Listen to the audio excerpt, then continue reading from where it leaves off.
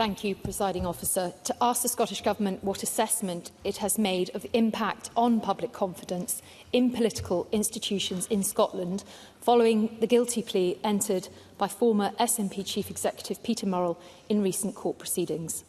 First Minister. Presiding Officer, Peter Murrell's guilty plea yesterday confirmed that the Scottish National Party, the ordinary members of my party, were embezzled out of hundreds of thousands of pounds of funds. His admission reveals a terrible breach of trust and an overwhelming betrayal. As Assistant Chief Constable Stuart Houston of Police Scotland said yesterday, this was a lengthy and extremely complex case due to the scale of criminality over a 12-year period and the lengths Peter Murrell went to try to cover his tracks. There has been an extensive police investigation into this matter over several years, during which every relevant aspect has been pored over by the authorities, and this has led to a guilty plea for the person responsible. I hope the fact that Peter Murrell is now facing the consequences of his actions can provide the public with some confidence that no matter who you are, the police and Scotland's courts will act with integrity and impartiality in all cases. Rachel Hamilton. Thank the First Minister for that answer. Presiding Officer, let's spell out what happened here. In 2021, Nicola Sturgeon denied that there was anything untoward in the SNP's finances. Months later, Police Scotland opened a formal investigation, and in April 2023, a tent was erected by Police Scotland in Nicola Sturgeon's family home, and Peter Murrell was arrested. The SNP's former chief executive appeared in court in March 2025, charged with embezzlement, and Nicola Sturgeon was let off without charge. Yesterday, Peter Murrell pled guilty to embezzling £400,000. Given that it was the First Minister himself who appointed Peter Murrell, can the First Minister tell the public if he believes that his judgment was lacking? First Minister. This is an incredibly difficult and painful case, and the actions that have been addressed in court yesterday are the actions of one individual, Peter Murrell, and he has broken the law. He's acted in a criminal fashion and has embezzled out of my party's funds hundreds of thousands of pounds. That is the consequence of the actions of Peter Murrell. Now, my decision to appoint as part of an interview process Peter Murrell 25 years ago, before any of this behaviour started, is, I think, somewhat irrelevant.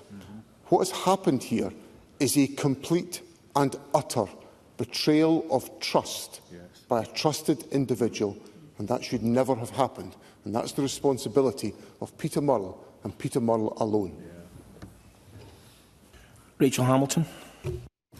Presiding Officer, I thank the First Minister for that answer again, but John Swinney is desperately trying to sweep this scandal under the carpet and denied there was any problem in 2021, and that is on record. Now, Peter Murrell will rightly face the full force of the law, but the public will question why the former First Minister did not face investigation. Nicola Sturgeon denies any knowledge of her husband's crimes despite using a £700 pen whilst checking the time on her £5,000 watch and sipping coffee from a £3,000 coffee machine. Now, this is unbelievable, Presiding Officer. Normal married couples would question where this money came from. The Lord Advocate is responsible for all criminal prosecutions in Scotland. She sits in the SNP Cabinet. Can the First Minister tell the Chamber whether the Lord Advocate will publish the reasons why the Crown Office did not pursue charges against Nicola Sturgeon? First Minister. I think we're getting into incredibly inappropriate territory here in Rachel Hamilton's question. The first point I want to make is the idea that I am sweeping this under the carpet. Rachel Hamilton appears to have missed the fact that I held a press conference yesterday afternoon and for 50 minutes answered the questions that were put to me by the media.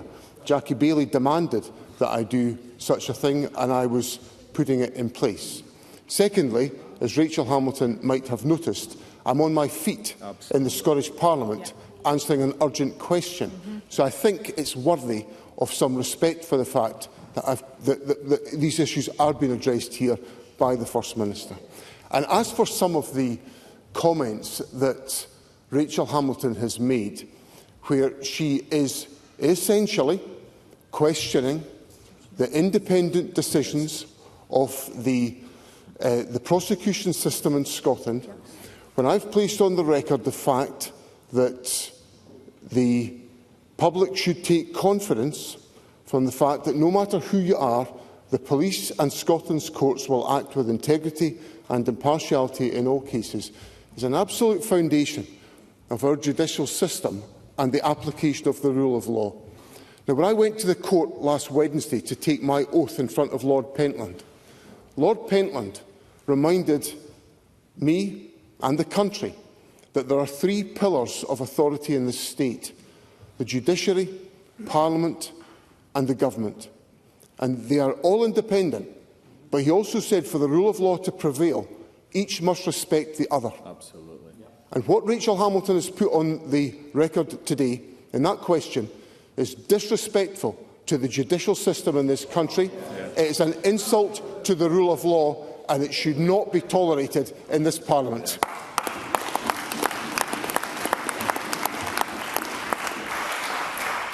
Jackie Baillie. Thank you very much, Presiding Officer. We have warned consistently about the rotten culture of secrecy and cover-up at the heart of the SNP government. We've seen this during the Salmond inquiry, the legal challenge to the Information Commissioner and, at its most extreme, the embezzlement of SNP supporters' money. A complaint was made to the police about the SNP's finances in March 2021. In May that year, John Swinney appeared on the Sunday Politics show and said he had no idea why the party's Treasurer resigned. In June, Nicola Sturgeon said money hadn't gone missing and there was nothing to see here. I'm not sure if any of that reflects the truth. So, Presiding Officer, can I ask, how can the public trust John Swinney when he is the man who is the architect of this culture of secrecy? Presiding Officer. Well, we really are in the depths of it all today with that question from Jackie Baillie. So let me just walk through some of the points that Jackie Baillie has raised today. The first point I want to make is this, that Jackie Baillie has, on the first sitting day of a debate, questioned my integrity and my truthfulness.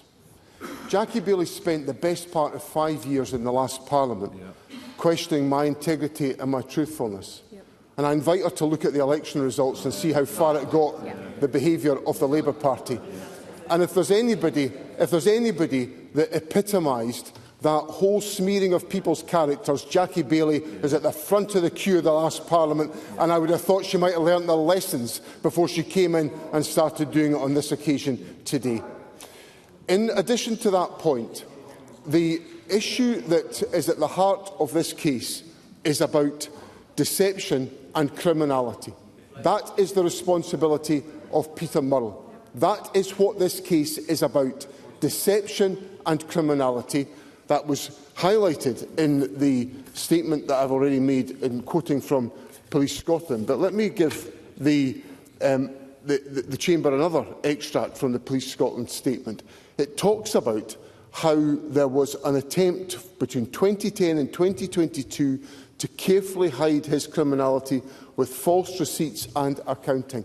That is what deception is about. And that is what my party and many individuals are victims of as a consequence of the actions of Peter Murrell. Now, we've taken action as a party to address these issues, and we have good and strong governance in place under my leadership, and that's what my party has a right to expect. But what I think also there's an entitlement to expect in this Parliament: some decent respect for the integrity of individuals, which Jackie Baillie sadly lacked in her contribution today.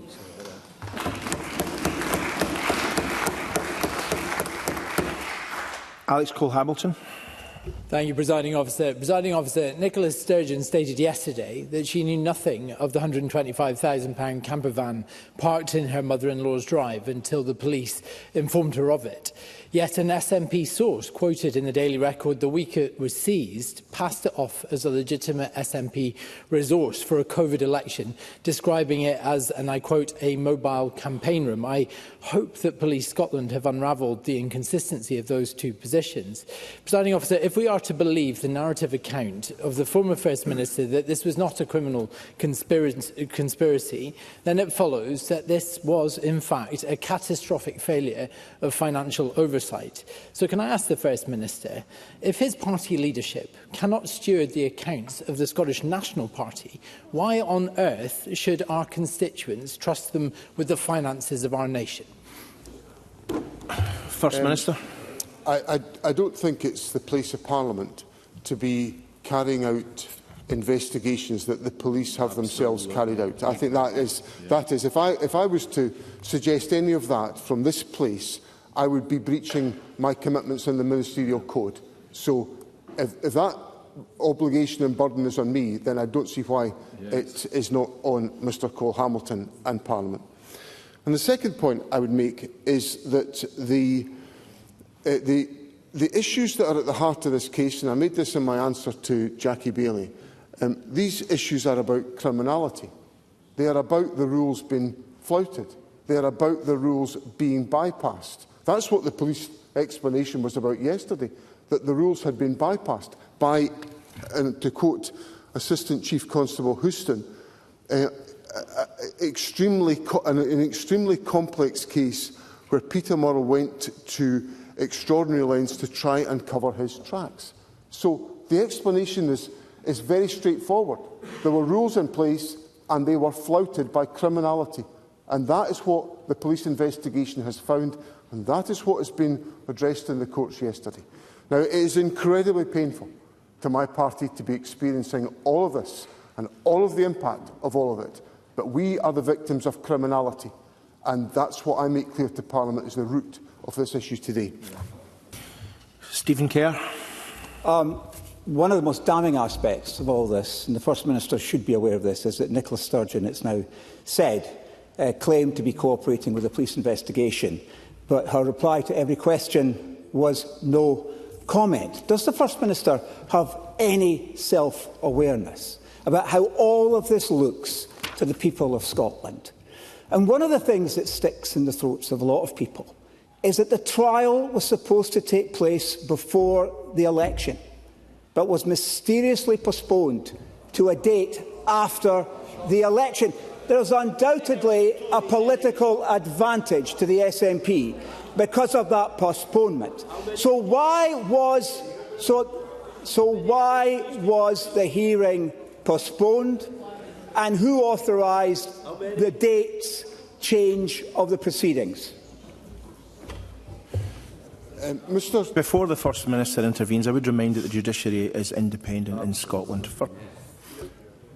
Presiding Officer, I don't know if Mr Kerr misspoke, but Mr Kerr said the trial was supposed to take place before the election.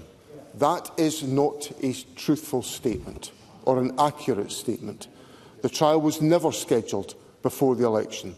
There was a preliminary hearing in February at which a judge, a member of the Court of Session, agreed to the preliminary hearing taking place on the date it took place, which was yesterday.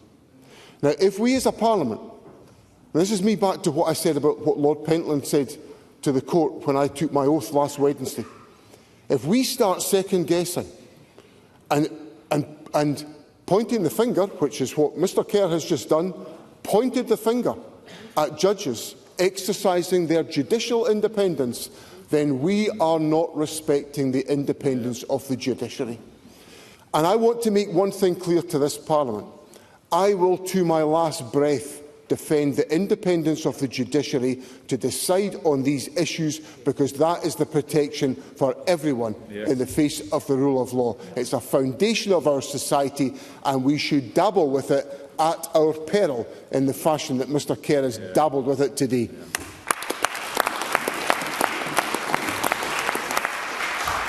Liam Kerr. Thank you, Presiding Officer. Does the First Minister agree with those who suggest that it is inappropriate for serving government ministers to sit on the SNP's National Executive Committee while serious questions hang over its handling of concerns around SNP finances? No, because the constitution of my party requires, for example, that I'm a member of my party's National Executive Committee. This Parliament has chosen me to be the First Minister of Scotland, and I cannot see how I lead my party if I'm not a member of its National Executive Committee. The internal governance of my party is a matter for my party, and also, I might say, the internal governance of my party is in a very strong position, as we've just demonstrated by the way in which we prepared for and took forward an election campaign that resulted in the 5th successive term of an SNP government and the election of 58 members of the Scottish Parliament with over 38% of the vote. That's a party in good shape, in my view.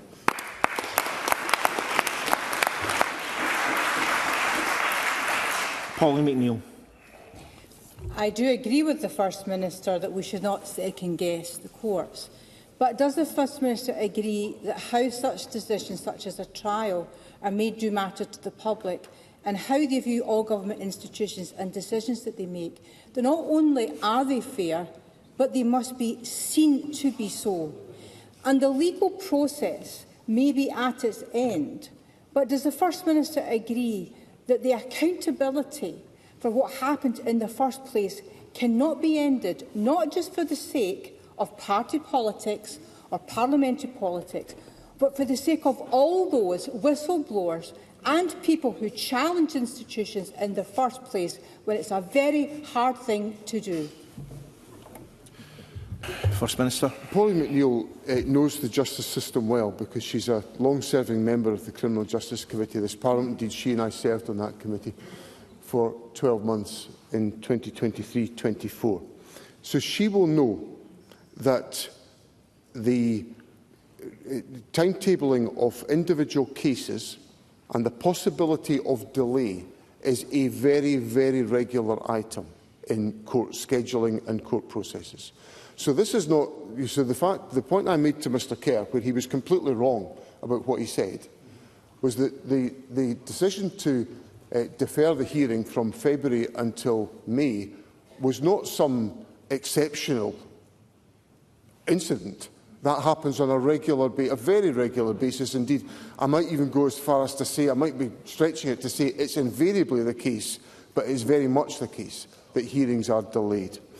And then when it comes to the question of accountability, well, the accountability here is the fact that an individual has perpetrated criminality at the expense of the hard-contributed donations of my party members the length and breadth of the country. And Pauline McNeill will know, like me, we both work in voluntary political parties. We know that members work hard to raise money and they make their contributions, and I'm profoundly grateful to every one of them and I'm horrified by what has happened in this case. But the accountability for that is with Peter Murrell, who has betrayed the trust of the members of my party. Graham Simpson. Thank you. Scrutiny is important in this place and it's important in political parties. But scrutiny was shut down in the SNP over its finances, and people were basically told to button it. Nicola Sturgeon said there was nothing to see. Does the First Minister now regret that that approach was taken? First Minister. I don't want to sully the atmosphere tonight, but I don't think Reform UK are in the strongest position to challenge me about financial transparency when Nigel Farage is dodging accountability on a £5 million contribution made to him personally, for which he has not made proper accountability. So forgive me for being a little bit sceptical about people who run into the greenhouse throwing stones around on this occasion. I am the leader of the Scottish National Party, and I can assure Mr Simpson, and this will be vouched for by my colleagues who are here with me today and vouched by party members around the country. I lead an open and transparent culture within the SNP. Last Saturday, our party National Executive Committee met. The members of that executive had in front of them full transparency about the management accounts of my party to the 30th of April 2026. It highlighted the amount of money we were raising to fund our election campaign, contributed by decent members of the party around the country.